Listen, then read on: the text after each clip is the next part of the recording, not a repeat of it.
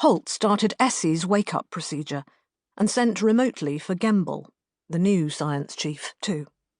While they were woken up, he liaised with Ulf about how bad things were, because he didn't want to go do his job without a full key crew, because he didn't want to even think about coming back here to find more red lights and fewer friends.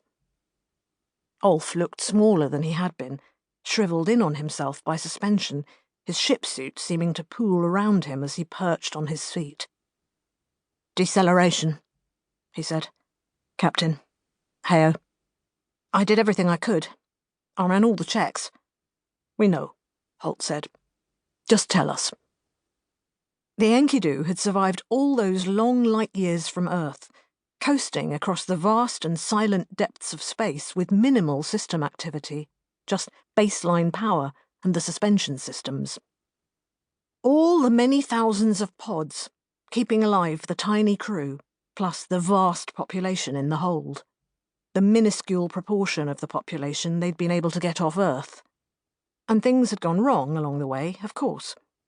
Ulf and Holt, and a varying selection of crew members, had come out of their long death sleep to fix them.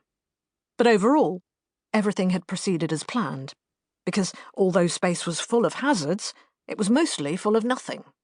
And that nothing didn't push the tolerances of the ship to breaking point. Then they'd finally reached the system they'd been travelling towards for longer than the recorded history of their civilization, and had been forced to slow down. As the Enkidu had fallen into an arc around the sun, using the drag of the star to save on fuel as they decelerated, something in the vast old vessel's vacuum-eroded hull had fractured.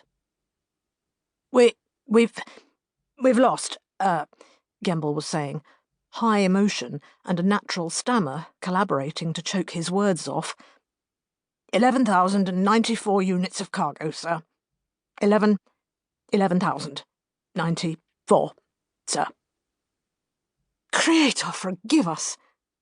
Essie Arbandier, now out of her pod, put a hand on Holt's arm, and he touched her fingers. And he shrugged her off. He shrugged her off because he had to, and asked, "How are we now? Hull integrity? Can we even make orbit?" Ulf was nodding, working with the Enkidu to model the damage and how much worse it would get the moment any more stress was applied to the ship. The stress of slowing down.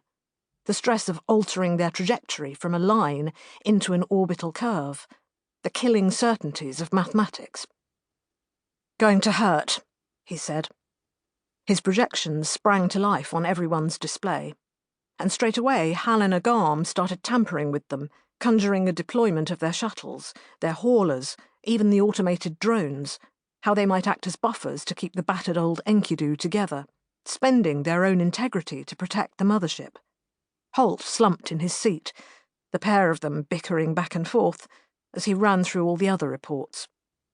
Before the detonation, Ulf had already been trying to evacuate some of the cargo. He'd seen the problems, just not how bad they were about to get. Helena had had a security team woken up and mobilised as people handlers, except the people they'd been about to handle were gone now, along with a whole splinter of the ship a half-kilometre long. 11,094 units of cargo, meaning suspension pods, meaning people. Essie had her own models, using the same vessels Helena was positing as structural buttresses. She was trying to save the lost cargo.